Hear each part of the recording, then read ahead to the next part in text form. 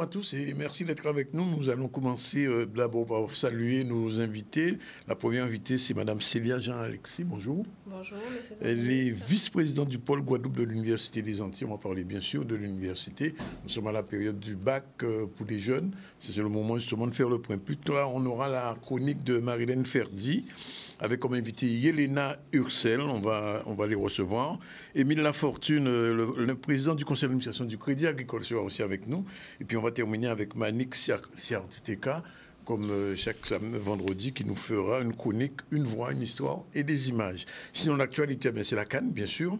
Reprise par les planteurs, ils attendent un rendez-vous avec le préfet prévu peut-être cet après-midi, comme le début de la mobilisation. J'estime que Gardel ne les paie pas suffisamment, on vous l'a dit depuis hier.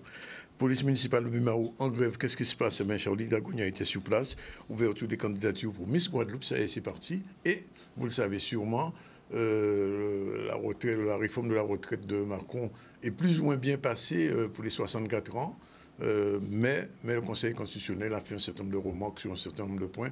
Nous aurons l'occasion d'y revenir. Alors, je vous l'ai dit, on va recevoir la vice-présidente de l'université. Vous êtes mathématicienne, je crois. C'est exact. Oui. C'est rare que je reçoive une mathématicienne. En général, on reçoit souvent ici que des littéraires. Alors, c'est bienvenu.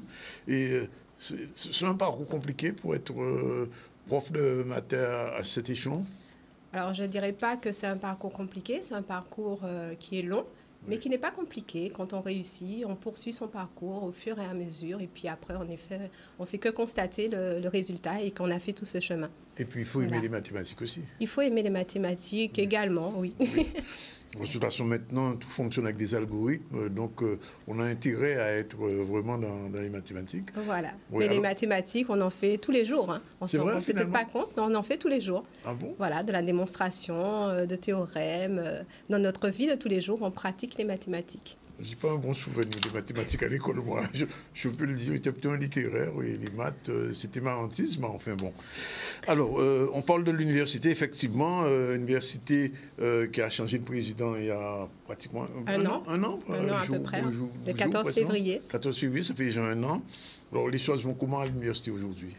Ben, pour ma part, les choses se passent bien à l'université. Vous êtes vice-présidente, le président quand même. Oui. Comment?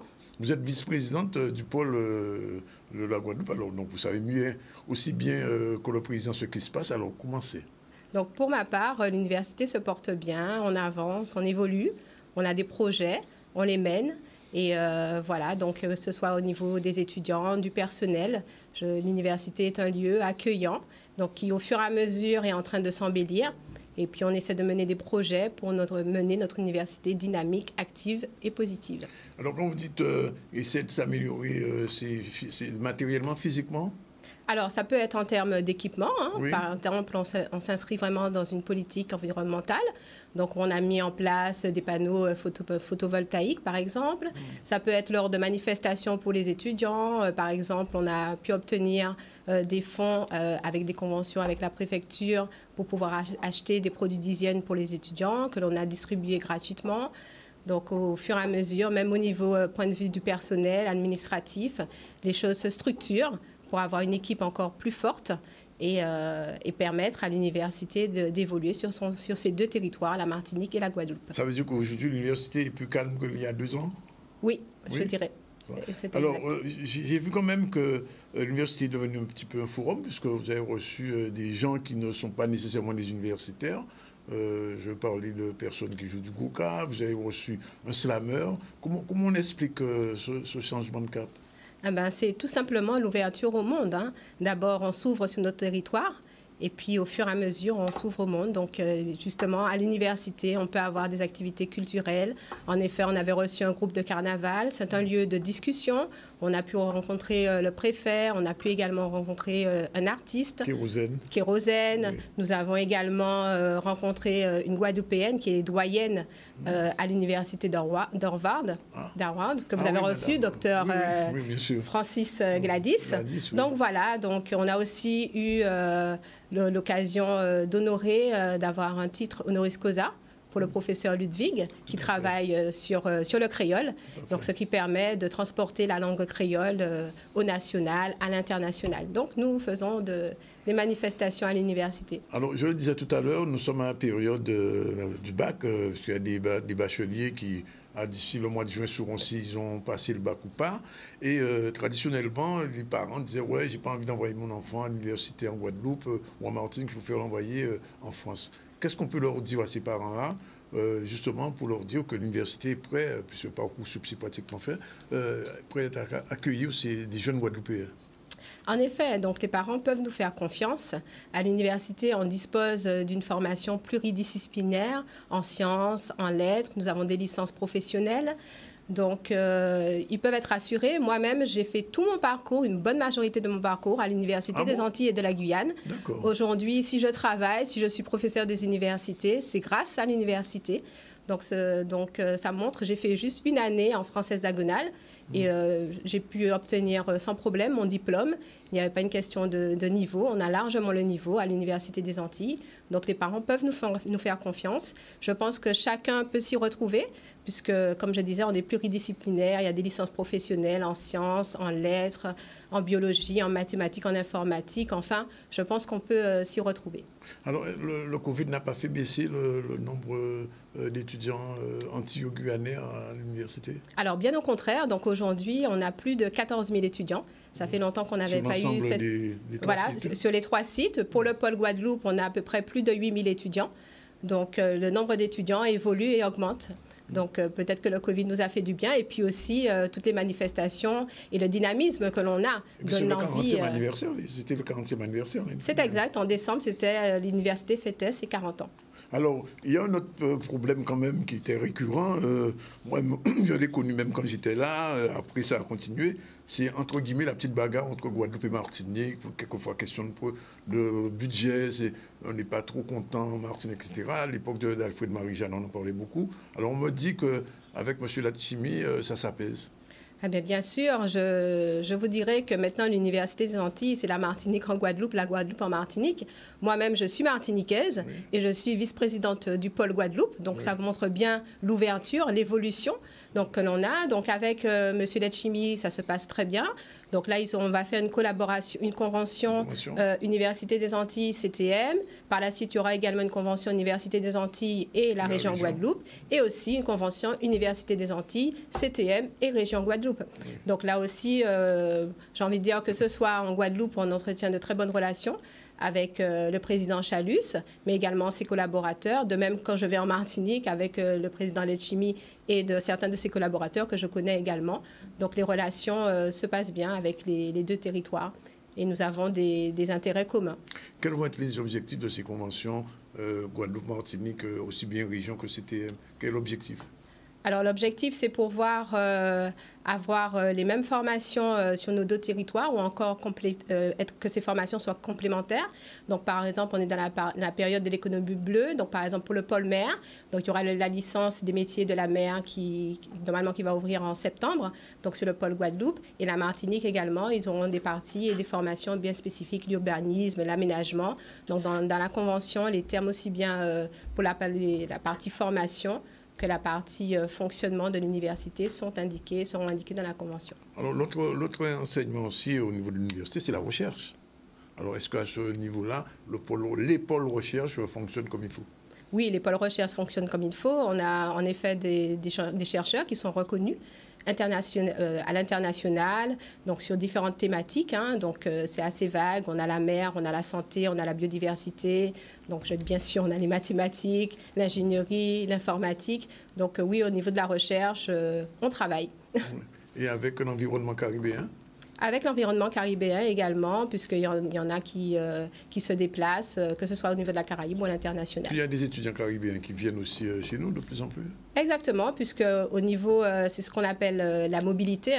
Donc avec Erasmus, on a des étudiants qui viennent, mais justement, on cherche à développer au niveau de la Caraïbe pour qu'il y ait plus d'interaction entre la Caraïbe et l'Université des Antilles. Alors, j'ai été fier il y a quelques années, je sais que ça va choquer les gens quand je vais dire ça, sur Saint-Claudien, et puis il y a eu une partie de l'université qui s'est ouverte sur Saint-Claude. Alors, je sais qu'au départ, ce n'était pas évident, Est-ce qu'aujourd'hui, les choses vont de mieux en mieux? Alors oui, hein, donc en effet, hein, l'université à Saint-Claude. Saint-Claude, c'est un très très beau site. Oui. Donc je vous inviterai. C'est le plus beau. Voilà, je vous inviterai à y aller. Donc oui, Saint-Claude est actif parce que justement toutes les manifestations qui ont eu lieu, telles que le docteur Honoris Causa, c'était à Saint-Claude. La rencontre avec le préfet, c'était à l'amphithéâtre Gertier-Archimède à Saint-Claude. La doyenne Gladys Francis également a été reçue à Saint-Claude. Donc, vous voyez bien que Saint-Claude, le campus à Saint-Claude est bien actif. Oui, non, parce qu'au départ, on disait oui, c'est loin, etc. Les professeurs n'avaient pas envie de descendre jusqu'à Basse-Terre pour monter jusqu'à Saint-Claude. Ça s'est réglé progressivement? Si. Les enseignants se déplacent. Moi-même, hein, on a l'occasion d'y aller. Une fois qu'on fait la route régulièrement, hein, j'ai envie de dire que ça n'est pas si loin que ça. Une fois qu'on est habitué à la route, on l'a fait sans problème. Et les étudiants également donc se rendent à Saint-Claude. Donc le campus, on a un effectif d'étudiants sur le campus de Saint-Claude. Et les formations également qui sont offertes sont attrayantes. Parce que là aussi, il y avait un petit déficit d'étudiants. On disait qu'il n'y avait pas suffisamment d'étudiants à Saint-Claude. Est-ce que là aussi, ça commence à... Si, là, on a l'effectif qu'il faut, hein, puisque des fois, on se retrouve avec... on est obligé de s'organiser au niveau des salles. Donc ça montre que l'effectif d'étudiants est présent. Oui. Une dernière chose quand même, il faut le dire. Est-ce qu'aujourd'hui, un jeune qui se forme à l'université, qui arrive comme vous au doctorat, etc., sa thèse, il a une possibilité de revenir travailler dans son pays et être professeur d'université en Guadeloupe ou en Martinique? Je suis l'exemple. Oui, je sais qu'il y a des difficultés, mais ça s'est résolu. Voilà, donc je suis l'exemple. Donc en effet, un jeune qui a fait ses études à l'université, sa thèse de doctorat, qui a passé les concours, pourra en effet être maître de conférence. Il y a des postes vacants. En effet, il va postuler dans les concours. Et puis par la suite, après, une fois qu'on est maître de conférence, on passe l'habilitation à diriger des recherches. On part encore un concours. Et là aussi, pour devenir professeur des universités. Donc oui, un jeune... on a des doctorants donc, qui aspirent à devenir maître de conférence. Une dernière chose, vous conduisez une thèse en ce moment? Alors oui, j'encadre une thèse, donc sur le contrôle optimal en ce moment, voilà. Oui, et ça se passe bien Oui, ça se passe bien. Bien. Mais écoutez, on vous remercie. Je ne sais pas si vous avez un dernier mot à ajouter, parce que j'ai surtout envie que des parents qui nous regardent soient confiants et disent que bon, ça y est, je peux faire le dossier de mon fils ou de ma fille à l'université. Oui, ils peuvent nous faire confiance. Donc, on a les compétences. On se bat, on travaille tous les jours pour des projets pour les étudiants, pour qu'ils puissent se sentir bien à l'université, pour que cette université, que tout le monde s'approprie son université, qu'on travaille pour cet outil qui est important. Et en tout cas, je vous remercie enfin de m'avoir invité, parce que j'ai pu constater lors d'une émission sur votre plateau, précédente, du secrétaire général du SPEC représentant le supérieur, qui disait que la sécurité... qu'il y avait des problèmes de sécurité, de climatisation. Donc, je tenais tout de même à rectifier ces propos. Donc, j'ai entendu qu'on n'a pas renouvelé la conseillère en hygiène et sécurité. Peut-être qu'il n'est pas informé, mais on a recruté une conseillère de prévention qui est en charge des conditions d'hygiène et de sécurité.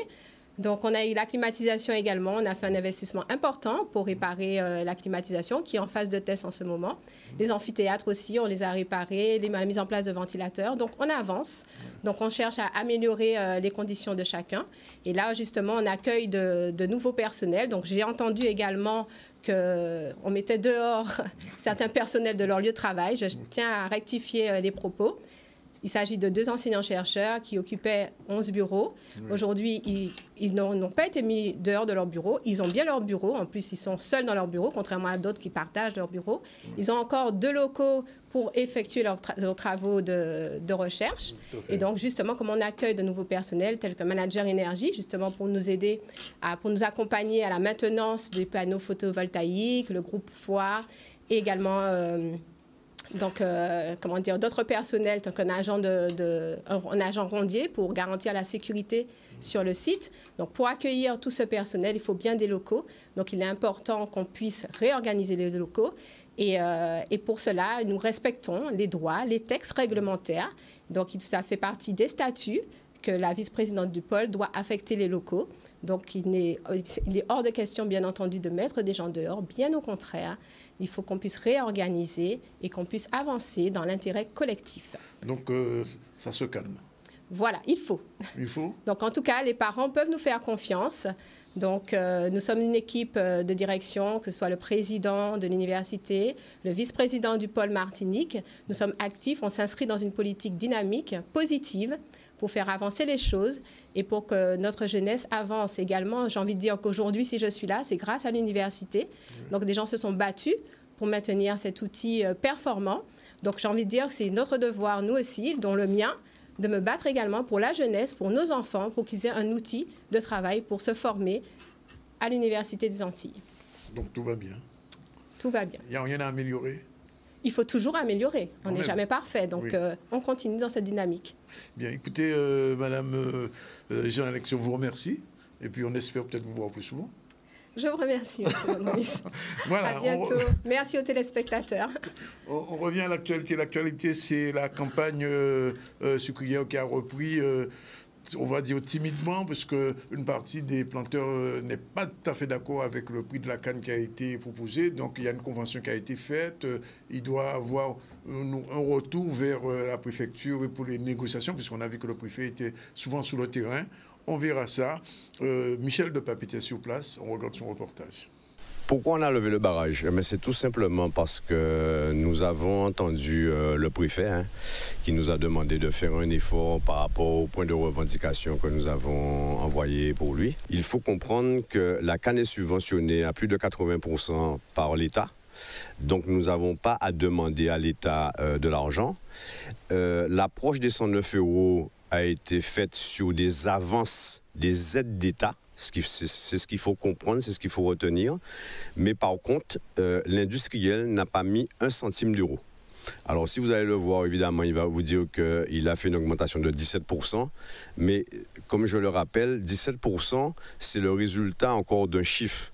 Ce qui nous intéresse, nous les agriculteurs, c'est de savoir quelle est la somme d'argent qui nous reste après les dépenses. Donc le bénéfice. Et ça, nous avons eu l'occasion de poser la question à M. Nicolas Philippot.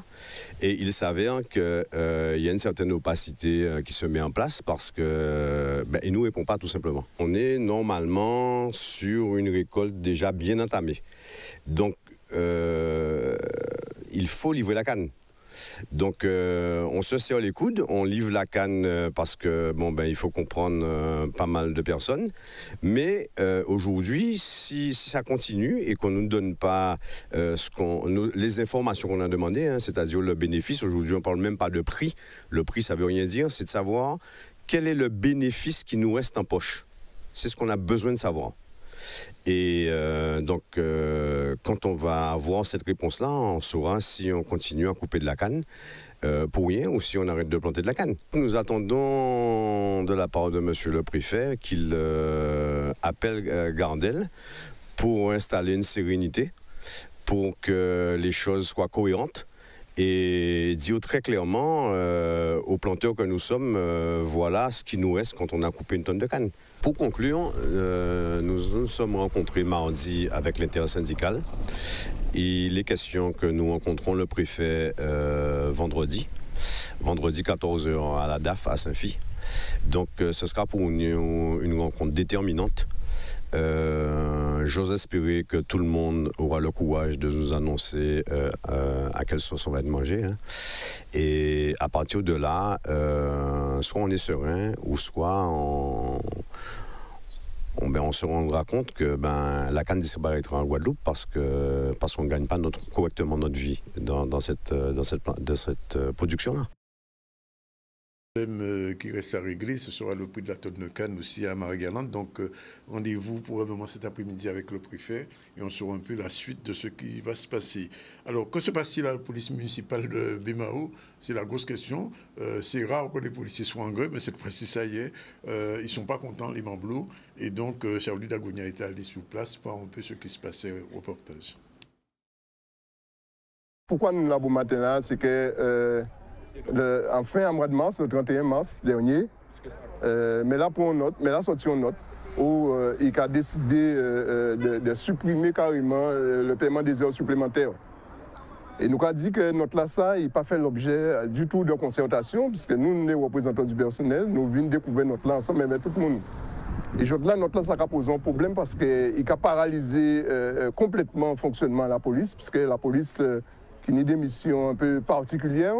Donc, il y a travailler la nuit, il y a travailler les jours de fête, les jours fériés, le dimanche, le samedi. Et donc, forcément, les points de décision là, ça, eh bien, ça a impacté complètement le fonctionnement du service. Et c'est pour ça que nous sommes là pour matin là et que nous avons rentré en contact avec tous les responsables, notamment l'administration, pour nous contrer, pour nous voir qui j'en ai réglé le problème là. C'est pratiquement, il y a dire comme ça qu'on travaille, mais on peut récupérer. Et sans point, effectivement, accord à l'agent là, sans point décision préalable, sur un projet qui soumettent aux représentants du personnel. Donc ça veut dire qu'il y a vraiment de travail gratuitement. Nous avons rappelé qu'il y a une délibération, c'est une délibération du conseil municipal qui a fixé l'application des heures supplémentaires au niveau de la collectivité là. Et ça n'a pas posé problème parce qu'il y avait les heures supplémentaires que les agents de la police étaient bénéficier, donc ils étaient capables d'exercer mission à eux. En plus de l'innormal qu'ils ont fait, mais si travaillent des missions qu'ils ont accomplies, que ce soit le samedi, que ce soit le dimanche, les jours fériés, et la nuit aussi, parce que nous avons rappelé qu'ils travaillent, il y a un service de nuit qu'ils ont assuré. Donc il y a une série, l'autre service qu'ils ont assuré en dehors de temps normal à eux. Et ça, effectivement, avec paiement des heures supplémentaires, ça a permettre ce service-là fonctionner correctement. Ça, nous demandons, nous voulons rencontrer l'administration de manière à voir qui gens, dans un premier temps, nous soit aussi décision là ça. Et pour nous voir effectivement, dans le cadre du CST, le comité social territorial, qu'il y a à mettre en place concernant disposition là ça. Mais en attendant, nous avons dit notre là, ça a posé problème. Il faut nous, effectivement, soit aussi application. Alors, bien entendu, la question qui se pose, c'est que si vous continuez à grève, est-ce que vous voulez les gendarmes pour écouter vous? Ça, on se saura dans les jours qui viennent. Voilà, 12h59, pour la première pause de cette première séquence. On se retrouve tout à l'heure avec Marilène Ferdi et Yelena Youssel dans leur chronique ICC nous a tout à l'heure. Voilà, il est déjà 13h07, c'est la deuxième séquence du ZTL News. Dans un instant, je vous l'ai dit, nous aurons la chronique ICC News avec Marilène Ferdi. Elle sera accompagnée de Yelena Youssel. On en parlera tout à l'heure, il y a une bonne surprise. Mais pour l'instant, on reste dans l'actualité et on va partir avec... j'allais dire Maurice Cessé. Maurice Cessé qui chaque jour nous envoie un sujet particulier. C'est pas c'est sur la Foire Expo. On retourne avec lui, c'était OCO News. C'est parti. La 31e édition de la Foire Expo de Martinique 2023 se déroule en ce moment. De nombreux exposants sont présents encore cette année. Il y en a pour tous les goûts. Au programme animation en tout genre. Sans oublier les animaux, chevaux, poules, lapins, cochons, moutons. Le reportage sur place de notre correspondant en Martinique, Emmanuel Darbois. Voilà, nous sommes avec le responsable de cette foire Expo Martinique 2023. Peut-on dire aujourd'hui un bilan positif pour cette foire? Alors, c'est difficile de donner un bilan, mais on peut tirer quelques commentaires par rapport à la journée d'hier, et c'est assez encourageant. Alors, quels sont les exposants qui se trouvent donc sous cette foire? On a 200 exposants, donc je ne peux pas me souvenir de tous les noms. Et puis si j'en cite certains et pas d'autres, je vais avoir des soucis. On a nos clients, je dirais, réguliers, plus quelques nouveaux exposants. Et puis, comme dans les lois marketing, il y a 25% des gens qui sont dits perméables, c'est-à-dire qu'une fois ils viennent pas. Mais ils sont toujours là. Pourquoi cette foire ? Parce que ça fait partie des événements de la Martinique. Il y a deux événements principaux. C'est la foire de Dillon et le salon de l'habitat. Donc nous faisons ces deux événements que les gens attendent. Alors, vous m'avez parlé tout à l'heure d'une foire qui sera aussi faite en Guadeloupe. Exactement, du 17 au 21 mai, on organise un nouveau salon sur la Guadeloupe au Palais des Sports du Gosier qui s'appelle Guadeloupe Expo, le salon des salons. Voilà, c'était donc ce reportage sur la foire de la Martinique. On va revenir un petit peu sur des choses un petit peu plus glamour, puisque vous le savez, c'était l'ouverture de la candidature des Miss, puisque chaque année, la Guadeloupe envoie des Miss en France pour le concours de Miss France. L'année dernière, vous savez ce qui s'est passé. Donc, cette année encore, les choses se mettent en place. Reportage Solène Fèvre, on regarde. Aujourd'hui s'est tenue la conférence de presse de l'association Rivel, qui est la nouvelle organisation de l'élection de Miss Guadeloupe 2023. Et nous avons présenté les dates phares. Donc la prochaine élection de Miss Guadeloupe aura lieu le samedi 22 juillet au Palais des Sports du Gosier. Nous avons ouvert le casting, donc officiellement aujourd'hui pour cette conférence de presse. Il se tiendra jusqu'au 10 juin avec un casting final le mercredi 14 juin pour qu'on puisse connaître les 12 prétendantes au titre de Miss Guadeloupe 2023. Donc l'idée pour nous, c'est de partir à la rencontre des Guadeloupéens, de faire valoir les ambitions de l'association Rivel, qui sont de favoriser la valorisation de la femme, l'insertion des jeunes, les accompagner dans du coaching en images, en beauté, et ça au service des Guadeloupéens. Vraiment créer ce pont entre Miss Guadeloupe ou Miss France qui donne une visibilité, mais aussi sur les actions du territoire très concrètes, sociales même, pour accompagner des jeunes femmes à se révéler. La société Miss France a fait évoluer ses critères de participation à l'élection de Miss France pour un petit peu plus refléter la société actuelle. Donc il n'y a plus de critères d'âge limite. Il y a toujours un critère de taille. Donc la jeune fille doit mesurer au minimum 1m70. Elle doit être de nationalité française. Elle doit être de sexe féminin à l'état civil. Donc ça aussi, c'est un critère qui a évolué. Donc aujourd'hui, en métropole, nous avons eu une première candidate transgenre, par exemple. Donc nous verrons en Guadeloupe si nous allons accueillir des candidates transgenres, mais aujourd'hui, c'est tout à fait possible. Avant, on demandait aux demoiselles d'être célibataires sans enfants. Ça, c'est un critère qui n'existe plus parce que nous pouvons aujourd'hui avoir une candidate qui est déjà mère de famille. La seule chose, c'est que nous, on va s'attacher à bien informer les candidates que c'est un rôle qui demande énormément de temps. Donc si elle a cette possibilité de s'organiser et ne pas mettre en péril sa vie de famille, on sera ravis de pouvoir l'accueillir parmi les candidates de Miss Guadeloupe. Notre objectif cette année, c'est d'avoir une belle élection, une très belle élection, d'avoir une Miss Guadeloupe qui sera aussi Miss France, puisque nous, comme l'a dit Corinne Comon dans la présentation, nous avons encore un chemin à parcourir pour monter le niveau de la région, pardon. Et puis notre objectif simplement, c'est de montrer qu'ensemble en Guadeloupe, on peut rayonner et faire valoir le papillon de la Guadeloupe. Nous avons déjà cette chance d'avoir 4 anciennes Miss Guadeloupe à avoir été élues Miss France. Nous avons Indira justement qui est l'actuelle Miss France 2023 et nous n'avons pas fini et nous espérons continuer à remporter cette belle écharpe de Miss France. Voilà, les candidatures vont se multiplier d'ici quelques semaines, on le sait, puisque la plupart des communes de la Guadeloupe en général proposent une candidate Miss Guadeloupe et dans l'espoir de monter sous le podium de Miss France. Pour l'instant, on va prendre une deuxième pause séquence en attendant de pouvoir débuter la chronique ICC News, je vous l'ai dit, qui est un petit peu particulier aujourd'hui, d'où le petit retard. Voilà, il est exactement 13h17, voire même 18. Je vous l'ai dit, on allait débuter avec la chronique ICC News du vendredi. On va retrouver tout à l'heure Marilène Ferdi et son invité. On les salue tous les deux, mais tout de suite, générique, c'est parti.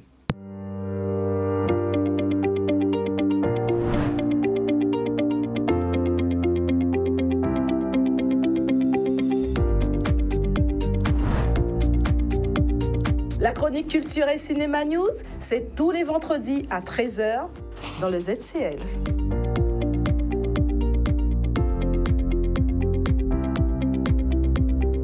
Bon, je ne vais pas rire, ni sourire. C'est parti. Bonjour Marilène. Bonjour Danick. Qu'est-ce qui se passe? Le carnaval est fini, il me semble. Ah bon, parce que vous pensez que j'ai la tête de quelqu'un qui a défilé un carnaval? Non, je ne sais pas, je pose la question. Non, alors ce n'est pas un maquillage de carnaval, ça je tiens à vous le dire. C'est lié avec la thématique de l'émission aujourd'hui, donc le métier qu'on va faire découvrir et qui est en lien aussi avec toute la personnalité et l'univers de notre invité. Alors, donc on aura une chronique un peu particulière et c'est vrai qu'il faut que nos téléspectateurs s'accrochent puisqu'à partir d'aujourd'hui, chaque chronique, ils auront des effets de surprise de ce genre. Donc, à chaque fois. Donc il faut qu'ils s'accrochent. Et donc notre invité, on va essayer de garder notre sérieux, notre invité, elle a la particularité d'avoir plusieurs casquettes. D'accord ? Là, elle a une casquette. Elle a la particularité d'en avoir plusieurs. Et mais alors, on va dire déjà que c'est une Guadeloupéenne. On va pas. Alors, c'est quelqu'un qui est très connu dans le milieu du cinéma, de l'audiovisuel, mais des arts du spectacle aussi.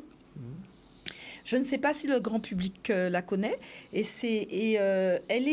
Notre invitée incarne un peu ce qui a fait qu'on a mis en place cette chronique. C'est-à-dire, c'est présenter au grand public, mais aussi aux étudiants, des métiers qu'on ne voit pas qui sont incontournables dans tous ces secteurs et qui sont abordables. Parce que la particularité de notre invitée, c'est qu'en plus, elle vit de son métier. Oui. D'accord ? Donc, on va commencer par dire, on reçoit aujourd'hui Yelena Ursel. Yelena Ursel. Bonjour Yelena. Bonjour. C'est même quelqu'un que je connais, mais enfin, je ne suis pas sûr. Ça va ? Oui, ça va. Ça va très bien? Bon, ça va très bien. Alors, oui, elle ressemble à quelqu'un que vous avez connu. Oui. Il y a très longtemps. Dans les temps. Alors, à l'époque du collège Michelet, alors, parce que les téléspectateurs ne vont pas comprendre. Ouais. Alors, je vais vous dévoiler on va vous dire un peu du passé de Monsieur Zandronis. Donc, ce fut un temps, Monsieur Zandronis était prof de français, prof d'anglais, prof de créole. Et donc, il a eu l'occasion d'être l'enseignant anglais-créole de Yelena. Et il en a vu des vertes et des pas mûres. C'est vrai? Elle va nous raconter quelques anecdotes, d'ailleurs, en ce sens. Alors, les cahiers de notes, là, qu'est-ce qu'il mettait comme commentaire? Ah oui, mais il y avait toujours un mot à la maman. Pour bavardage ou pour que sais-je. Parce que bon, j'étais effectivement une enfant turbulente. Et quel style de prof il était? Alors, c'était un prof assez cocasse parce qu'il avait la particularité de ne pas apprécier la couleur bleue sur ses copies. Et donc, à chaque fois, il mettait 0. Et donc, j'en ai fait les frais parce que j'ai un peu tendance à être un peu rebelle. Et du coup, voilà. J'avais beaucoup de mots sur le carnet. Mais alors, pourquoi le bleu? Mais tout le monde écrit en bleu. Pourquoi ce problème avec la couleur bleue? Alors, je tiens à dire aux téléspectateurs que même nous, les chroniqueuses, ils nous regardent avec des gros yeux. De toute façon, presque aucune chroniqueuse. Donc, moi, je suis un peu la rebelle qui, de temps en temps, rien que pour le taquiner, met du bleu. C'est une couleur qu'il a bannie. Mais alors, pourquoi vous avez un problème avec le bleu, monsieur Zandronis? À votre avis? Ah, je ne sais pas. Je n'ai aucun avis. Yelena doit savoir, non? Yelena ne sait pas non plus? Non. Bon. Est-ce que vous pouvez expliquer aux téléspectateurs pourquoi ce problème avec la couleur bleue? Je préfère le rouge, le vert et le jaune. Voilà. Bon, alors on va quand même continuer. On va retourner à la chronique en disant que Yelena, c'est une Guadeloupéenne. Oui. La particularité, c'est qu'elle fait partie de cette génération Y. Donc, le contexte de la génération Y, donc les jeunes des années 80, ce sont des jeunes qui sont nés dans ce bouillonnement culturel. L'Académie du Car, l'ENA Blue. Et donc, cette génération dont Yelena est issue, donc elle a baigné dans ce bouillonnement. Donc, quand elle a été tout jeune, sa maman l'a inscrite très tôt, ses parents l'ont inscrite très tôt à l'Académie du Car. Et donc, elle a fait toutes les danses que l'Académie du Car proposait. Donc, ça partait du gros cas, en passant par le contemporain, le moderne, jazz, et ainsi de suite. Et ensuite, quand elle avait fini ses cours de danse à l'Académie du Car, qu'est-ce qu'elle faisait? Elle traversait la rue, elle allait où, selon vous? On est à Bergevin, on resitue. À Bergevin, à l'époque? L'Académie du Car était à Bergevin. Alors, elle traversait la rue et elle poursuivait ses activités pour aller où, selon vous? Je ne vois pas. Elle allait au Centre des métiers d'art. Ah, le centre des métiers d'art de l'autre côté. De l'autre côté. C'est plutôt le tour qu'elle faisait pour y aller. C'était pas loin, pour dire qu'on est dans la même zone où elle poursuivait pour faire de l'art plastique. Et ça a été comme ça pendant toute son enfance, son adolescence. Donc, arrivée au lycée, elle choisit tout naturellement l'option art et danse. Art et danse. Parce qu'elle a toujours navigué dans les arts et dans les danses. Et dans cette période-là, on avait aussi la part des jeunes de la génération de Chris et tant d'autres qui faisaient des clips. Et elle, qu'est-ce qu'elle était selon vous? C'était la maquilleuse. Ah ben oui. Voilà, elle était la maquilleuse de toutes ces jeunes générations. Donc, eux, ils étaient un petit peu plus âgés qu'eux, parce que eux, c'est la génération 86. Elle est un tout petit peu plus jeune. Et donc, tout naturellement, une fois qu'elle a eu son bac en poche, elle partit faire une prépa des beaux-arts. Et à l'issue de la prépa, l'objectif des prépas des beaux-arts, c'est pour entrer dans les grandes écoles dans le milieu de l'art. Et elle décida, elle, d'aller à Paris faire une école de maquillage. Pour elle, c'était une évidence. Parce que quand il y avait les spectacles de danse à l'Académie du Caire, c'est elle qui maquillait. On la sollicitait tout le temps pour maquiller. Donc, une fois qu'elle a fini son école, alors l'avantage de ces grandes écoles à Paris, c'est que les jeunes, ils sortent, diplômés, sortent avec des carnets d'adresses. Donc, elle a tout de suite commencé à travailler. Mais Yelena aussi, c'est quelqu'un qui a cette conscience identitaire. Elle a aussi travaillé avec sa communauté. Et à un moment donné, alors que tout marchait, elle était reconnue, elle était demandée de partout, même en dehors de sa communauté, elle avait le mal du pays. Et elle s'est dit, bon, moi, j'ai suffisamment acquis de compétences pour pouvoir me mettre au service du pays. Alors, ça avoue que les parents étaient très frileux, parce qu'ils lui disent, bon, tu sais, c'est pas développé comme là-bas, tu prends des risques. Et donc, quand elle est arrivée ici, tout de suite, elle s'est fait connaître. Mais dans tous les milieux, moi, quand je me suis dit, tiens, je cherche une maquilleuse, son nom est revenu partout. Depuis qu'on parle de maquilleuse, son nom revient dans le spectacle.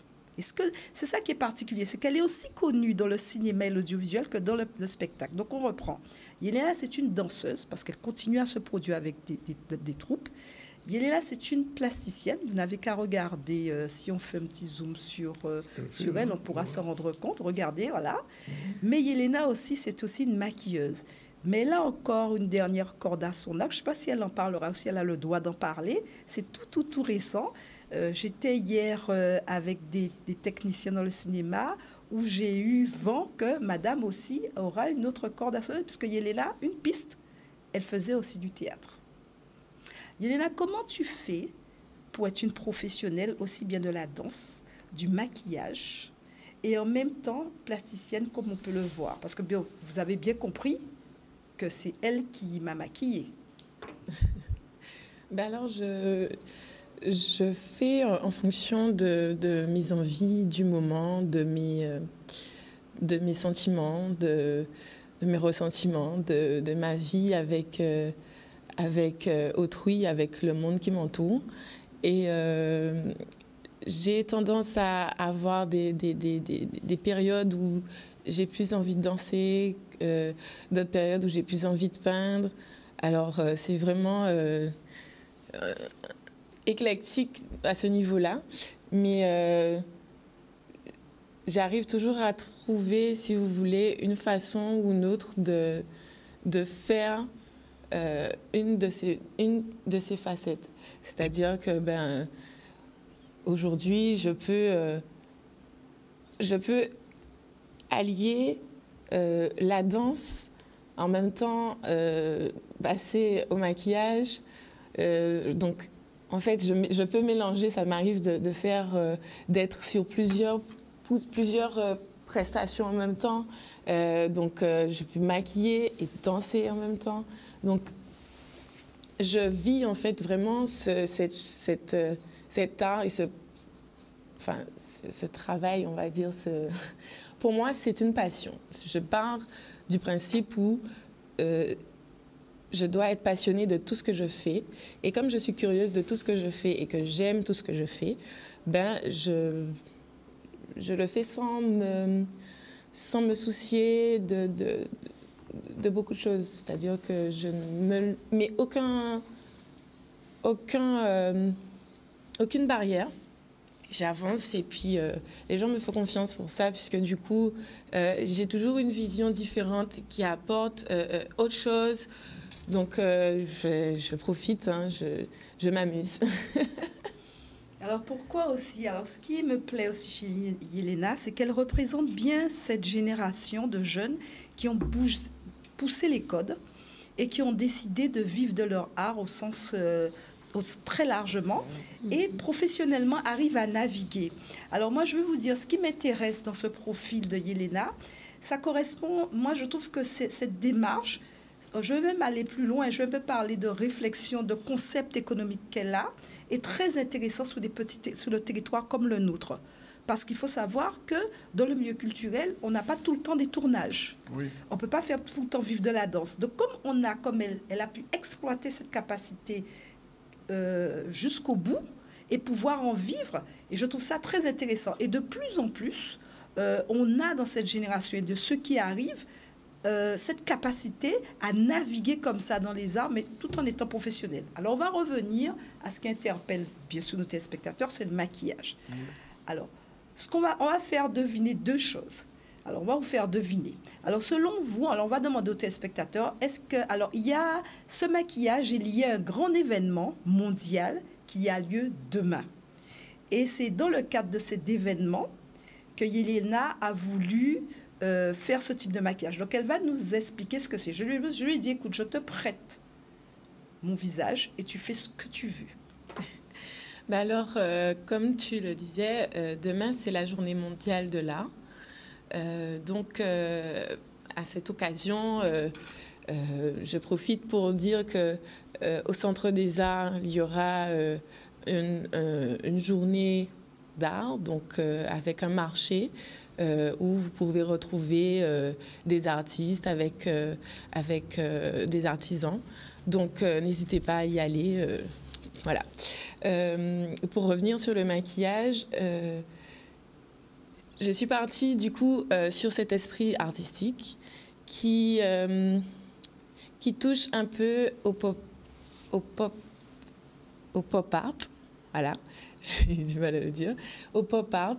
Et donc, j'ai donné un petit clin d'œil à Andy Warhol, avec Marilyn Monroe, donc avec aussi un petit rappel à Van Gogh avec ses traits, un petit rappel à Basquiat, puisque ce sont des artistes que j'affectionne beaucoup. Et puis voilà, c'était cette inspiration.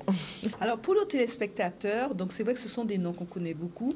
Est-ce que tu peux nous dire, par exemple, moi, quand j'ai vu mon visage, j'ai tout de suite pensé à Basquiat. Je crois que vous aussi... alors non, vous, quand vous m'avez vu, vous m'avez pensé à quoi? Vous, à une tigresse. C'était ça votre référence, je crois. C'est ça, monsieur Zandronis?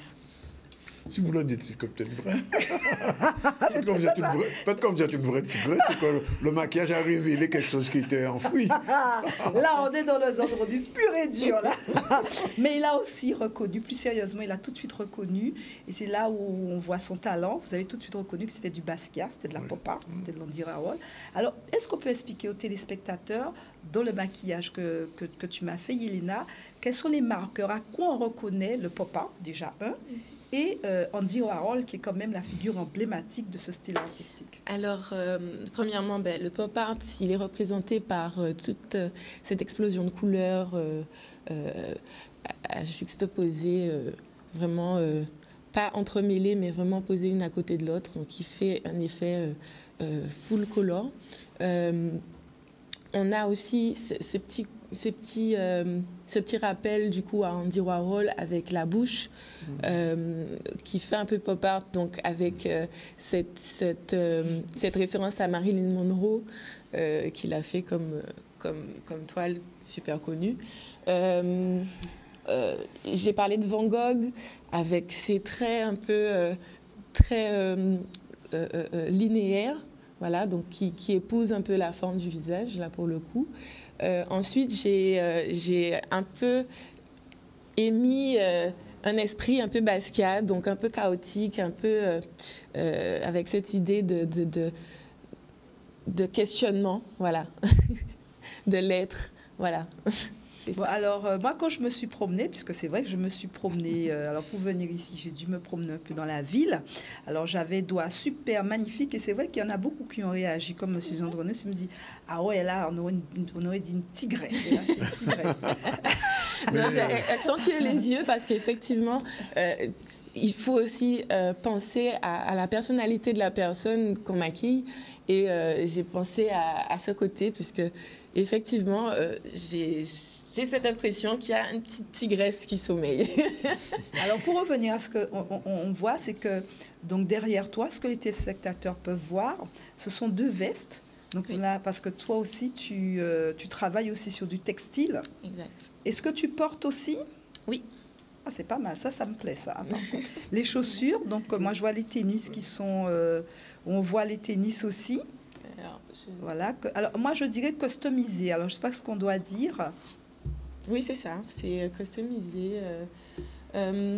Donc, tu peux, Moi, par exemple... Je parle le mot phrasage parce que, bon, je suis un peu créoliste. J'aime bien le mot transformation. Donc, tu les as mots phrasés. Exactement. Voilà. Donc, par exemple, tu peux nous faire une paire de tennis, par exemple, pour M. Zandronis, avec son logo de ZXL, son patchwork en couleur. Exactement. Tout volontiers. à fait. Alors là, on est dans là, et puis on a ça aussi, donc le béret, donc pour montrer que c'est très... malheureusement, à l'écran, on ne voit pas le béret, mais il y a aussi le béret. Je ne sais pas si on va pouvoir le voir. Bon, voilà, je profite, voilà. Je montre. Voilà. On a des petits bobs. Je travaille un peu sur tous les textiles. Surtout, je tiens à... J'ai un point d'honneur à travailler des matières déjà portées, utilisées. C'est-à-dire que je recycle beaucoup parce que j'estime qu'on dépense et on gaspille beaucoup en achetant des vêtements tout le temps, en les jetant. Voilà. Donc moi, j'ai cette idée de les remettre au goût du jour, parce qu'on a parfois des pièces qu'on adore et qu'on trouve un peu basiques, qu'on ne met pas, qu'on laisse dans le placard. Donc Monsieur Zandronis, oui. Parce qu'on a suis en train d'envoyer quelques images. Donc, on a constaté que vous avez, donc téléspectateurs ont pu comprendre qu'ils changent de chemise, mais des fois, peut-être dans la même émission, au moins 3 chemises. Donc, toutes ces chemises-là que vous avez, puisque ça fait combien de temps vous faites le ZCL? Ça fait 8 ans. Donc, toutes les chemises qu'il a accumulées, elle peut donner une deuxième vie. Elle peut les mophraser. Elle peut les mophraser. Ah, ben volontiers. Elle peut les mophraser. Elle peut mophraser mes lunettes aussi. Mais ils sont déjà mophraser. Vous voulez mophraser? Alors, on va laisser à l'artiste qui a créé cette paire de lunettes. Voilà. Oui, une chemise comme ça, aussi formatée que vous portez, elle peut le mophraser pour le rendre plus artistique. Alors, on va regarder un peu quelque chose que tout à l'heure, une image que j'ai envoyée. Ça, j'imagine le pire. Non, c'est pas le pire, c'est sympathique. C'est prêt? Aïe, aïe, aïe. Dans une seconde, on compte 5, 4, 3, 2, 1. C'est pas encore prêt, ça chauffe. Ça va arriver. Bon, non, mais je voulais te poser une question quand même en attendant, Yelena. Pourquoi avoir choisi le maquillage par rapport à l'art pur? Alors, le maquillage, pour moi, c'est ce côté de la transformation que j'aime. Parce que du coup, en tant que danseuse et que vivante dans le monde du spectacle, j'aime tout ce qui est transformation et j'ai mis un point d'honneur à l'effet spéciaux parce que j'aime beaucoup cette idée de vraiment transformer le corps ou bien voilà. D'accord. Donc c'est ça. Ok. Alors mes images maintenant, on va les voir. Il n'y aura pas de grosse surprise, mais non, c'est pas méchant. Oui. Voilà. Ah, d'accord, c'est pas méchant, j'ai eu peur. Oui. Eh bien, là, on est sur Andy Warhol. Avec ça vous rassure. Et la dernière, il y a une dernière, celle que j'aimais particulièrement il y a quelques années. Là, c'est Andy Warhol, c'est un autoportrait, j'imagine. Il n'y a que deux. Alors, la troisième n'est pas arrivée. La troisième n'est pas arrivée, mais on va l'envoyer dans un instant. Non, mais en fait, ce qu'elle fait là, c'est magnifique. Et ça rappelle effectivement ce que faisait Andy Warhol et qui aimait transformer les gens. On a vu Marilyn Monroe, comment il a transformé Marilyn Monroe, et lui-même. Et Basquiat aussi. Dommage que Basquiat soit mort aussitôt, parce que c'était vraiment un artiste de très haut niveau, d'origine un petit peu haïtienne, caribéenne, quoi. Alors, moi, j'invite les téléspectateurs à particulièrement nous suivre ces prochaines semaines. Donc, il y aura encore d'autres surprises. Oui. Et ça, on va le devoir grâce à Yelena. Donc, Yelena, moi, j'ai accepté de prêter mon visage et voire même mon corps. Donc, on aura beaucoup de surprises. Ah bon, et il y aura des transformations, même le corps. Même le corps. Même le corps. Donc, il faudra bien s'accrocher. J'attends de voir. Voilà, la dernière image que j'ai choisie. Et vous allez comprendre pourquoi. Ah, oui, ça je sais. Maoïste que vous êtes, je ne suis pas surprise. Voilà, il avait transformé Mao en image warholienne et ça avait choqué beaucoup de maoïstes à l'époque. Mais en fait, ça, c'est dû en lui. Voilà. Un dernier mot, peut-être, madame moi, le dernier mot, c'est pour... Alors, ce que je peux dire... Alors, moi, je tiens à remercier... Hier soir, on s'est retrouvés avec Pôle emploi, donc Mylène Milutti, la référente du pôle spectacle de Pôle emploi. Sandra Ngagne, la responsable de l'AFDAS, et moi-même directrice du campus audiovisuel, Madame Ferdi. Donc on a été invité par le producteur Skyprod pour pouvoir rencontrer les techniciens afin de les informer sur tout ce qui est possibilité en termes d'accompagnement en matière de formation. D'accord. Puisqu'on sait qu'on a une grosse pression en termes de tournage maintenant, mais après, il y aura des périodes creuses où ils auront besoin de se former. Donc moi, je lance un appel pour que ce genre d'initiative, d'autres producteurs n'hésitent pas à nous contacter. Donc on a un groupe de travail avec Pôle emploi, donc avec Mylène Miluti de Pôle emploi, Madame Ngagne, Sandra de l'AFDAS et moi-même du campus, pour qu'on puisse informer. Voilà. Donc on est sorti de là très tard et je pense que on a compris que j'étais là très tardivement. Voilà. Merci Madame Ferdi. Merci Yelena. Et puis on attend la suite. Ben oui. Ça va suivre. Dernière pause de la deuxième séquence. Et on se retrouve tout à l'heure avec le dernier invité. Il s'agit de monsieur Émile Lafortune et aussi Manik Titekasiao qui seront tout à l'heure avec nous. À tout de suite. Voilà, c'est la dernière séquence du ZCL News aujourd'hui. On va recevoir dans un instant Émile Lafortune. Bonjour. Bonjour. Et avec lui, monsieur Christian Jean-Charles. Bonjour. C'est pas celui que je connais, mais je connais Christian Jean-Charles. Voilà, mais c'est pas le même. C'est pas le même. On va parler des 6 jours du Crédit Agricole et puis on va terminer tout à l'heure avec une voix, une image, une histoire avec Manik. C'est ça, tout à fait. Oui, et on parlera de qui aujourd'hui? Aujourd'hui, on va parler de la ville de pluie. Oui. C'est un ouvrage pour les tout petits, puisque souvent on me pose la question, est-ce que sur la plateforme on a des livres audio pour les tout petits ? Oui. Et oui, on en a. Bien, à tout de suite. Alors, messieurs, merci d'être là. Alors, les 6 jours, ça y est, le top départ, on a vu la préparation. Tout est OP pour le départ?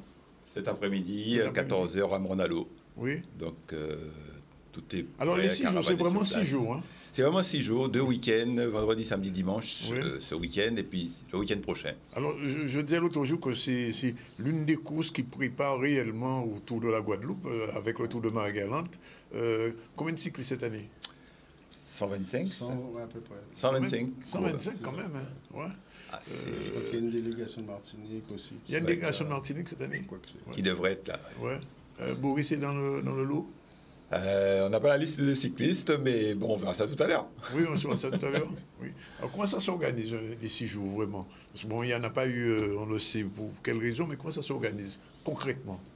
Alors, rapidement, d'abord, un petit point d'histoire. Hein, Oui. Les 6 jours, cette année, 40 ans, hein, Oui, 1983, des salariés du Crédit Agricole qui ont voulu promouvoir l'entreprise avec Charles Bernier qui est encore bien présent. Oui, et aussi, donc, on a profité aussi pour rendre un hommage au directeur de l'époque, Télème Gédéon, qui nous a quitté d'ailleurs. Il était mon invité il y a quelques semaines. Enfin, il était venu.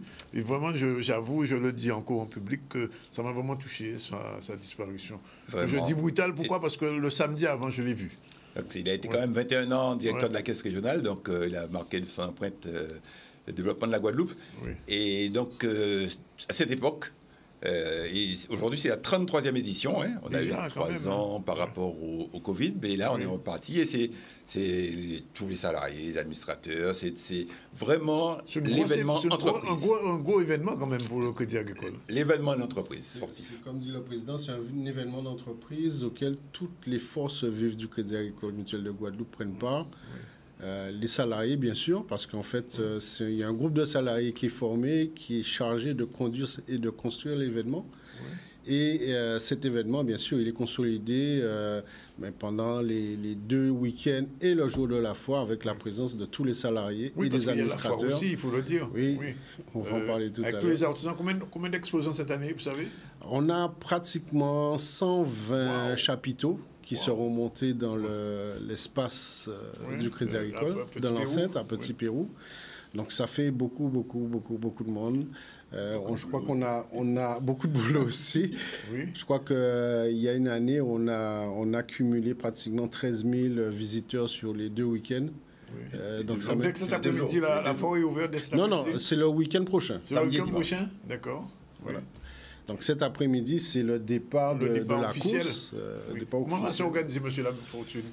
Alors, comment s'organiser? Le département en a l'eau, donc on a la chance d'être répartis sur tout le territoire, hein, avec des agences et nos caisses locales.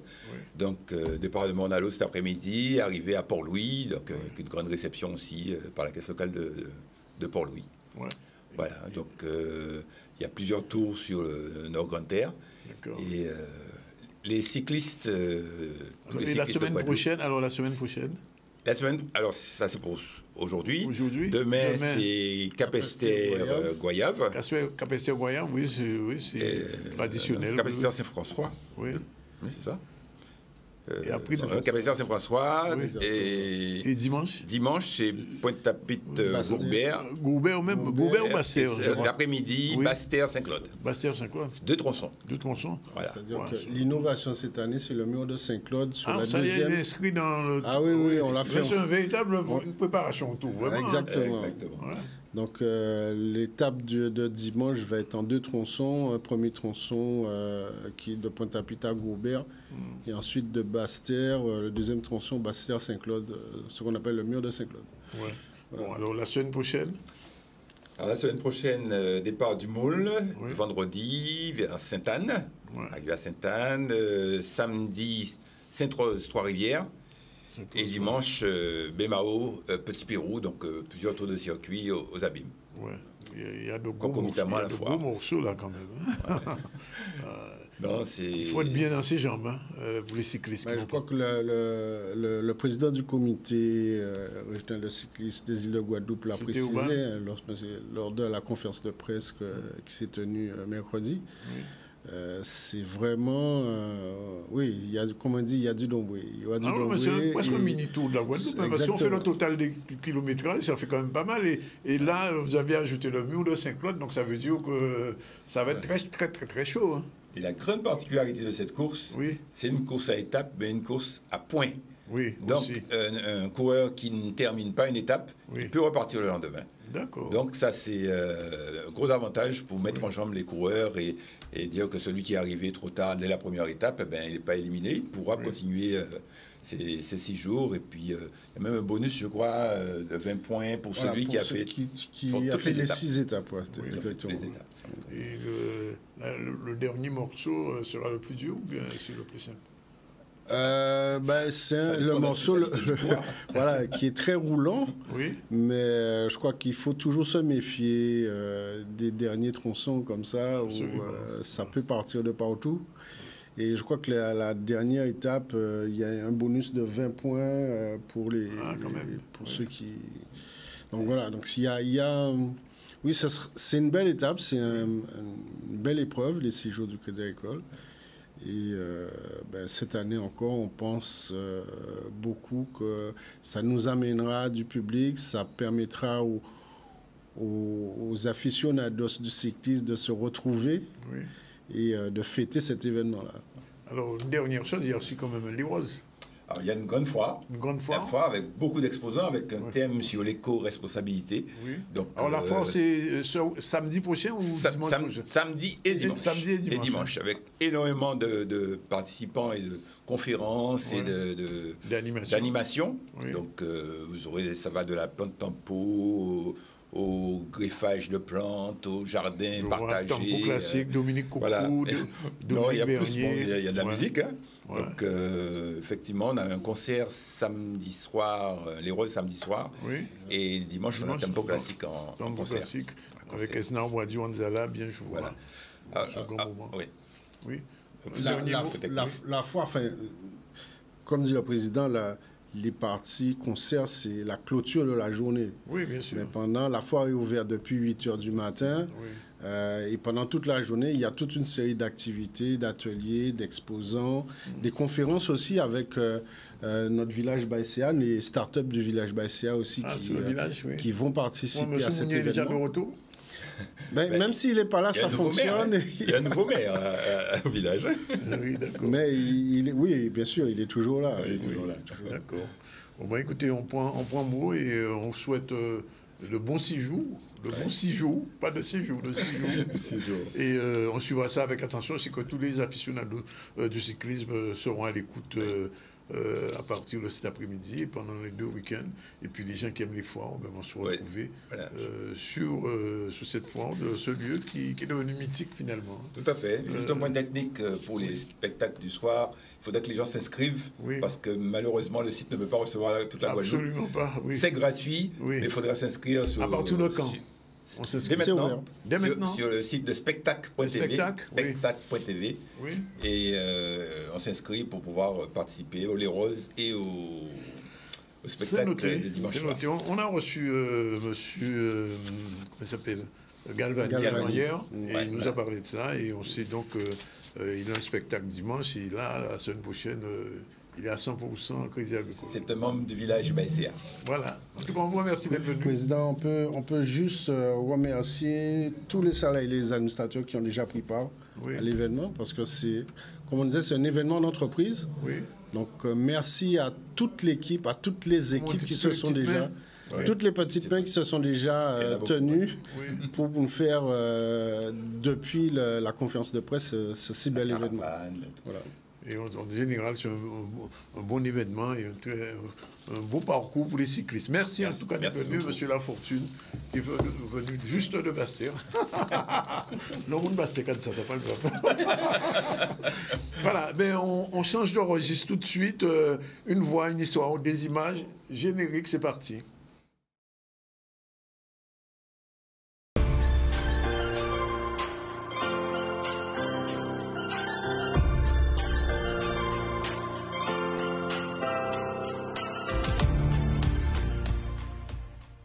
Maman cherche le secret. Les bleus tranquilles hochent la tête en souriant. Ils ne connaissent pas le secret. Les mangues pèsent lourd aux branches feuillues des manguiers. Leurs joues rougissent. Elles ne connaissent pas le secret.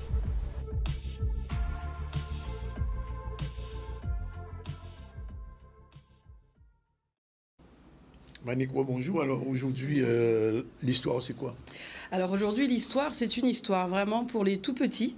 Encore une fois, lorsque nous avons créé cette maison d'édition et cette plateforme d'audiobook, on voulait vraiment balayer la famille. Oui. Et il était important qu'on retrouve également donc, des ouvrages à destination des tout petits, donc crèche, entrée en maternelle. C'est la maman qui parle, là? C'est la maman et la psychologue qui parlent. Oui. Parce que, encore une fois, le plaisir, quand on rentre dans la lecture, c'est parce qu'on a apprécié une histoire, on a apprécié l'entendre. Oui. Et c'est vrai, plus tôt on met les enfants dans l'écoute d'histoire, et ben plus naturellement ils rentreront dans le livre. Et c'est vrai, donc oui, là c'est la maman et la psychologue qui parlent vraiment. Et donc c'est l'histoire c'est la ville de Pluie, donc ça a été écrit par Laure Cuirassier. Et la version imprimée, c'est Viva Cuirassier, donc qui a fait l'illustration, des Saint-Anaises, comme moi-même. Oui. Et c'est l'histoire d'un petit bonhomme qui est tellement petit que lorsqu'il pleut, sous son parapluie, on ne le voit pas. Ah. Donc il effraie tous ses voisins. Et il a 3 amis, chiens, chats et oiseaux, qui vont justement l'aider à trouver une solution. Pourquoi dans cette ville, il n'arrête pas de pleuvoir. Et ça sera sans surprise qu'on apprendra que Soleil et Lune sont un petit peu responsables de cet état de fait. Tout à fait. Donc on va écouter un extrait. On écoute un extrait tout de suite, c'est parti. La ville de Pluie. Dans la ville de Pluie vit un petit homme. Tout petit, très petit, si petit qu'il en est malheureux. Les jours de pluie, quand il sort, il est si petit qu'il disparaît sous son parapluie qui a l'air de se déplacer tout seul. Les grandes personnes effrayées se sauvent en poussant des cris. Et les petits enfants pleurent. Petit homme rentre dans sa maison, la tête basse.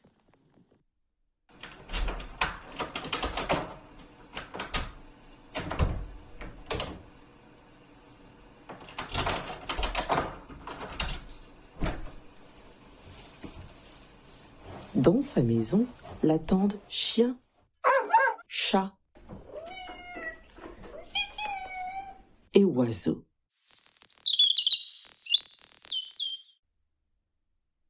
Je suis triste, soupire petit homme. Pourquoi? Demande chien, chat et oiseau. Je fais peur à tout le monde avec mon parapluie. Je n'ai pas d'amis car personne ne me voit. Si la pluie s'arrêtait de tomber, je n'aurais plus besoin de parapluie. Les gens verraient que je ne suis qu'un petit homme. Chiens, chats et oiseaux sont tristes aussi. L'oiseau dit: je vais demander au vent alizé pourquoi la pluie ne s'arrête jamais dans la ville de pluie. Il s'envole par la fenêtre, monte d'abord très haut jusqu'au niveau des nuages, puis écartant bien les ailes, se laisse planer selon les courants des vents porteurs. La biguine des vents murmure dans son oreille une chanson sifflante comme un souffle. Voici ce que dit la chanson. Le soleil pleure parce qu'il a perdu sa sœur. Le soleil pleure parce qu'il est tout seul au ciel. Le soleil pleure parce que la lune est tombée et n'est jamais revenue. L'oiseau rassemble ses ailes et rentre à la maison. Juste un petit mot avant de conclure, Manick. Comment ça s'organise, ça se met en place, ça se réalise, ces audiobooks? Alors sur les audiobooks, donc comme j'avais présenté, c'est-à-dire qu'on a notre propre studio d'enregistrement en Guadeloupe, puisqu'on a fait une demande de financement au niveau du FEDER, et avec un ingénieur son. Donc d'abord il y a l'enregistrement de la voix brute. Ensuite il y a tout le travail de post-production, on va retirer les bruits de bouche, de respiration. Et derrière, selon le type d'ouvrage, parce qu'ils ne sont pas tous avec un bruitage en fait, mais c'est vraiment pour les tout petits où on a volontairement voulu qu'il y ait du bruitage parce que la notion d'imaginaire n'est pas encore mise en place. Alors que vers 5-6 ans, on peut laisser sans et qu'ils puissent eux-mêmes se faire les bruits. Mais c'est vrai que pour les tout petits, on a pris plaisir quand même à mettre cette petite ambiance pour que justement, au moment du coucher, sur le rituel du coucher ou de la sieste, ils puissent s'endormir sur une histoire où il y a des bruits environnement qui lui donnent envie. C'était très beau. Alors, les derniers événements culturels de la semaine? Alors, il y en a beaucoup, surtout ce soir. Donc, à The Factory, on peut retrouver Michel Aristide, qui invite Brigitte Salbert et Marie Louison à venir déclamer des textes sur sa musique.